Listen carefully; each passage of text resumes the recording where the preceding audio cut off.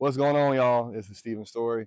I will be explaining, as the title says, how I took my info business from zero to $52,000 a month in less than a year. What I'm going to tell you today, if you want to take anything from this, take action. Forget all the strategies, all the other things. Take action. That is the base. That is the foundation of how I scaled to $52,000 a month. Was taking action. My first 6 months after I dropped my offer, my problem was that I was lukewarm about it. I was half-assing everything. Just being completely honest with y'all. I did $11,000 at launch. It was the first 30 days I dropped my product. I did $11,000. And I started at $27 and I raised that price up to $97 in that first month. So I had about 100 or so customers, give or take, to hit that $11,000 mark. I think I gave a pretty decent effort that first month. The second month, I was like, oh, well, I made 11 grand last month and I had a job, right? Because I was working a job, I was like, who cares, man? I made an extra $1,500 from the internet. So what? I wasn't making any money beforehand.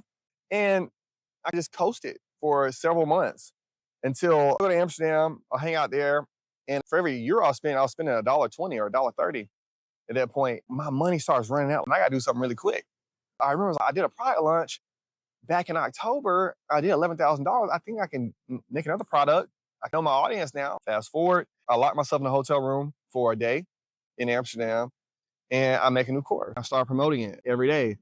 Now I don't have this job distracting me. I'm not saying quit your job, by the way. I'm not saying that. I'm just saying I didn't have a job distracting me. I didn't have a security blanket. I didn't feel safe with having a job income and online income. I just had online income at the time. So I push in Amsterdam.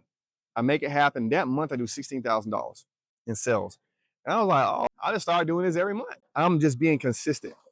I was consistently putting out my messaging day out. I'm starting to couple myself to the idea of my offer. I might talk about these things right here, but I'm becoming known for my offer because I'm in a very particular niche at that time. I had a niche that was already picked out. I was already doing well in it, but I wasn't giving my all. And so I was never getting the market share that I really wanted. The thing I learned in Amsterdam was, one, I can do a product launch, but it wasn't the idea of the product launch that made the money. It was the idea that I was consistently putting out content related to my offer every single day. If you follow along at home, that's the first concept. You need to be putting out something related to your offer every single day.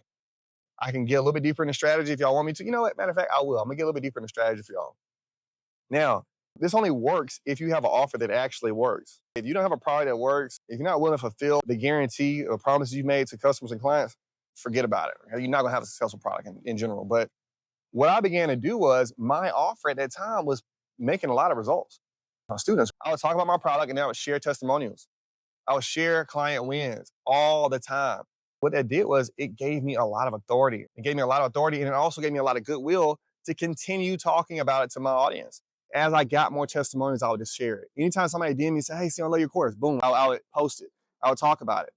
Hey, I just got hired because of you. Bam, I'm posting it. I drown my audience in my testimonials, in my case studies, in the fact that people are buying my courses every day. It was ticking that box of fear of missing out. It was ticking that box of, it was breaking down objections because they're like, work for that person. Hey, it's worked for 50 people. He can work for me too, right? That's an objection. Does it really work? Yeah, it works. Look at the testimonials, right? Then I start getting all these 5-star ratings. Now, I'll talk about how to get 5-star ratings here in a bit. First and foremost, you gotta have a great quality product, for one. Then you gotta ask for testimonials. I was always asking for testimonials. I'll talk about how I did that. How I did it was I had an email workflow that after I sold the product to them, about a month to 2 months later, they would get a request for a testimonial. Hey, tell me what you think about the product. Hey, could you write a 5-star rating? Not write a 5-star rating. I just want to know your review. What do you think about it? People were so amazed by that. They're like, and they obviously like my product, like the offer I was putting out. They would just go in and they'll rate my product. They would go in and they would share their testimonial. I say all that to say this: 5-star reviews and testimonials, you can't get enough of them and you can't talk about them enough. For those of y'all following home, again, first thing I did was I was consistent, day in, day out, talking about my offer. The second one is I had a system in place to get testimonials, and then I used it on my content. So I was constantly talking about how well people thought of my product. Those two things right there set me apart. The next thing is volume is king.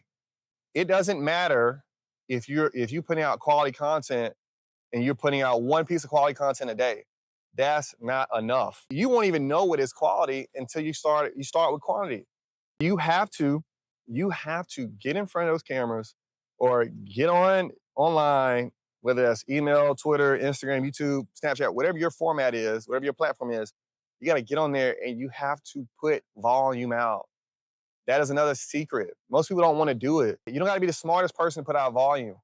I was putting out at the height when I was doing 52 grand a month, it was 24 offer posts a day. 24 offer posts a day, not 24 posts about random things.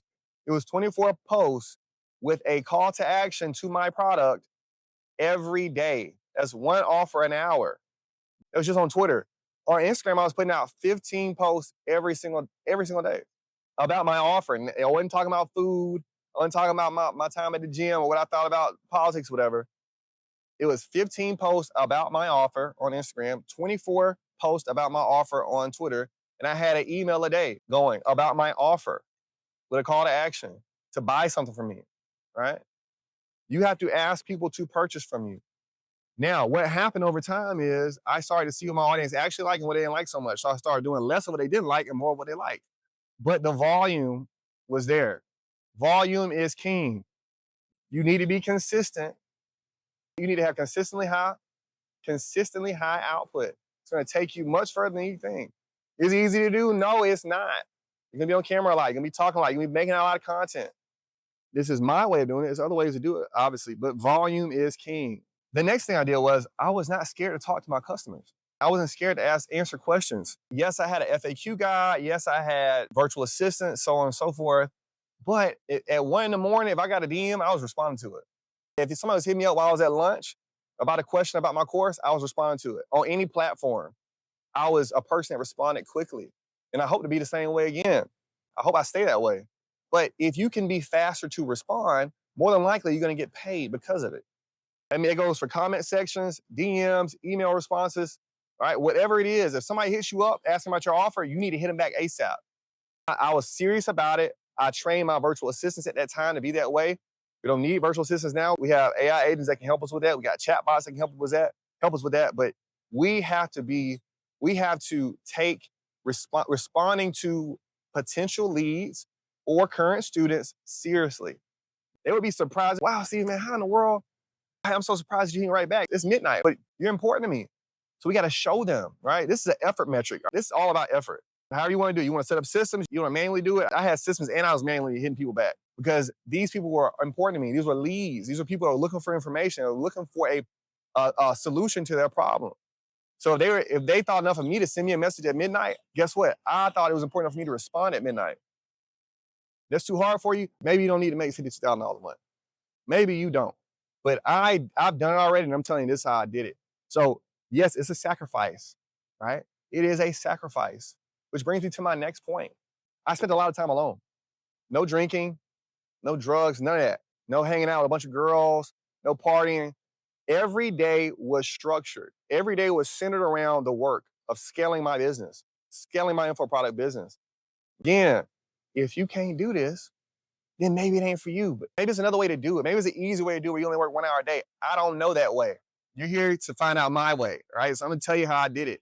I did it by spending lots of time alone, putting up the effort, putting up the shots, making content, responding to potential students, writing out my emails, studying. I had to study a lot of marketing, advertising, copy. You're gonna have to do the same thing. That's a video for another time on what I studied, but I'm gonna tell you, that's how I did it. I had to spend a lot of time in structured time alone. Waking up at a certain time every day. I was waking up at 5 a.m. Wake up at 5 a.m. Study. As much as we study business principles, we also have to study mindset stuff, right? Because as we start putting out more of ourselves, more of our energy, you will have days where you don't feel as motivated. You're gonna have days where you're hitting a roadblock and you're like, how in the world am I supposed to do this? I watch videos of Neville Goddard. Earl Nightingale is a big one I listened to and read his books. Napoleon Hill as well. Jim Rohn as well. Les Brown, Myron Golden, I can keep going. These are people I was listening to all day, every day. You have to spend structured time alone. Next thing about being alone, you have to have minimal distractions in your house or your workspace, wherever you're working at. It needs to be computer, water, and if you get distracted by your phone can't be near you. In my mindset at that time was like, my phone is here for making money, so I'm making content on my phone all the time. I'm picking my phone up, I need to be making content, whether it's a tweet, an Instagram story, something. But I'm not going to just to pick it up, just to chat with friends and all that. Let me go back to that whole being alone thing a little bit more because it's uncomfortable. It's uncomfortable being alone like that. But again, it's a sacrifice that you have to take. No, you can't be on the phone with all your friends every day. You're gonna have to start saying no to a lot of things. You're single, hey, maybe you're not gonna date for a little while. Whatever. I don't remember dating a whole lot during that time period. I didn't have a whole lot of women during that time period. If you're waking up at 5 a.m., you're not partying, and you're focused on reading or writing or making content, you're just not gonna have a lot of time for the people. Be okay with that. I'm telling you how it works right now. Now we got that out of the way. Next thing. Now this was relevant when I was scaling at $52,000 a month, but it's not so relevant now. I had virtual assistant. I had standard operating procedures. I taught my virtual assistant on how to talk to my students, how to engage on Discord, how to write my emails. I had virtual assistants, and I was using people, foreigners, Filipinos, people from Pakistan, India, so on and so forth. But AI, like ChatGPT, Claude, Grok, and AI agents like N8N and so on and so forth, those things have replaced my virtual assistants and a lot of these employees I had back then. Because I'm gonna tell y'all something, you're not gonna make $52,000 by the sweat of your brow, $52,000 a month just by yourself. Back then, I had to spend money on VAs and copywriters. You don't have to do that anymore. You got AI, which is a godsend. I was spending thousands of dollars. I spent $3,000 a month just on one guy to write emails for me. He wasn't even writing all my emails. I had to write most of them. He only wrote 10 of my emails a month. I had to write a bunch of my emails. Same thing for my VAs, right? I was spending $2,000 a month on virtual assistants, $2,000 to $3,000 a month on virtual assistants, and chatbots and AI cover all that now. So that $20 a month I spend on ChatGPT is that takes up to $5,000 to $6,000 a month I was spending every month on virtual assistants. But what I will say is this: even though I don't have virtual assistants, I learned to standardize my processes through the day. Then I taught somebody else how to do it, but you got to do the same thing with AI agents. So that brings me to my next point. You need to learn how to standardize what you're doing day in and day out. As you have structured your day, you're spending more time alone, you're being more consistent, you're putting out volume. You also have to standardize the processes. How do you go about making an email? How do you go about making posts? How do you go about content creation, ideation, iteration? How do you go about review and analysis? You need to standardize that, and whatever can go into a large language model like ChatGPT, Claude, Grok, it needs to go in there so you can standardize it for yourself. Again, that's a little more on the technical side, but hey, that's how you got to do it. If you want to scale to 52 grand, and these are the things you're going to do to scale past $52,000 a month, by the way. But that's going to be a huge help for you is learning how to standardize the systems that you work with day in and day out. I don't mean systems in technology. I mean your mental frameworks, your mental systems, right? Because what begins to happen, and this brings me to my next point, which is fulfillment. If we are so bogged down in our business, in our job, not a job, but if we're so bogged down in creating content and selling, we're gonna have a hard time fulfilling. I bump my head all the time on this one. This used to keep me up at night. It's a bottleneck, which is customer fulfillment. How are you gonna fulfill the thing they purchased from you, whether it's a product or a service? For me, I had private group, I had a course that was pre-recorded, but I also had mentorships as well that were live calls. And I was doing essentially live webinars weekly to get new clients, right? When you're putting out that much content and talking that much, it can be hard to do customer fulfillment if you don't have that standardized, systemized, and pre-recorded for the most part. On the info product side, it needs to be pre-recorded. If you're on the service side, you need to have things that are automated or somebody else can do for you. Because when you're going from having 5, 10 clients to 20, 30, 40, 100, 200, 300, 400, 500, 1,000 people coming in a month, you cannot service all those people all at one time or all by yourself.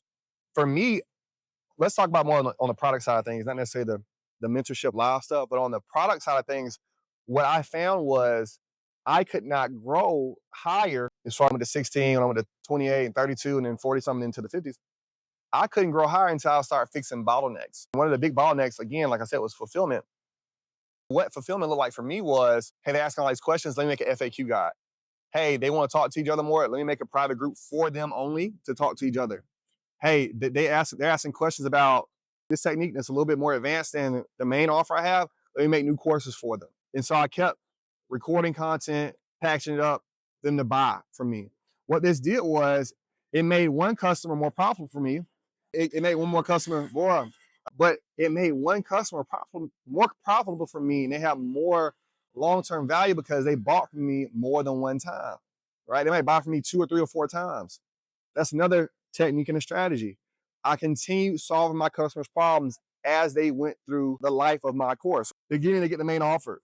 3 months later, they got a job. They don't know X, Y, and Z. I got these offers for you as well. Boom. They buy again. They might even go up to my mentorship, right? So they might buy from me 4 or 5 times, spend a couple $1,000s with me or more. This increases lifetime value for my customer. But it's because I continue to solve problems for them.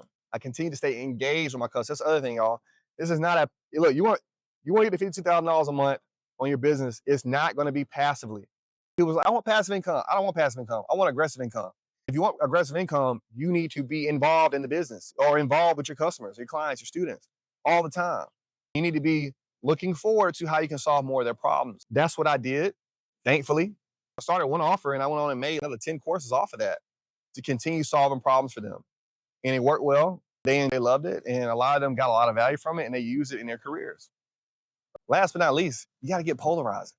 You're not going to be able to polarize an audience properly by following scripts. You're not going to be able to polarize properly by emulating somebody else. You're going to have to show your real personality and your real thoughts and opinions, specifically around your offer.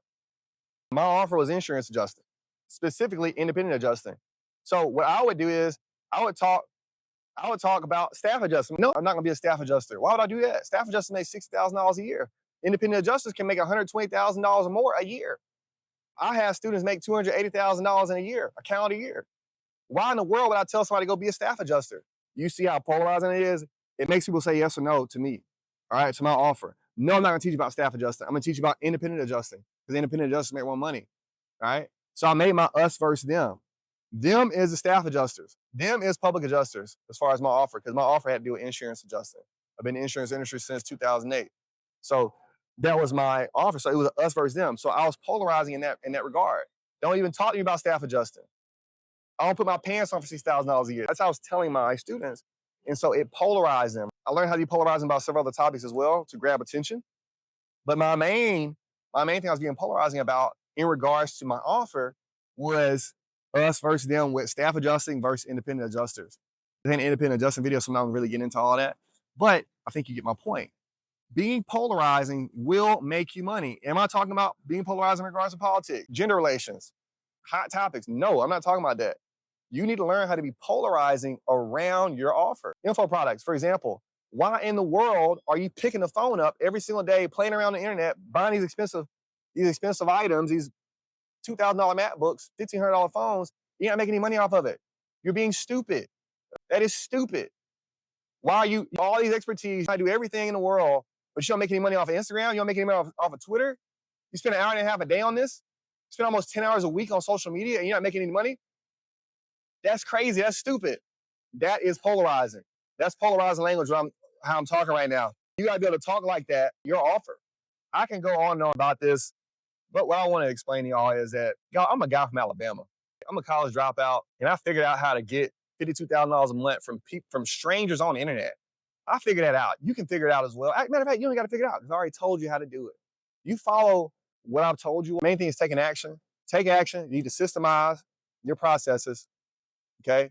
You need to spend more time alone. Learn how to say no to other people. You need to learn how to systemize. I might already say this, but you need to learn how to systemize what you do on a day-to-day around your offer. You need to learn how to polarize. If you can do those 5 things, you can get to $52,000 a month or more. Again, my name is Stephen Story. Appreciate y'all watching this video. If you got something from it, you can subscribe. I hope to put out more content like this. Hope you have a great day, and I'll talk to y'all soon.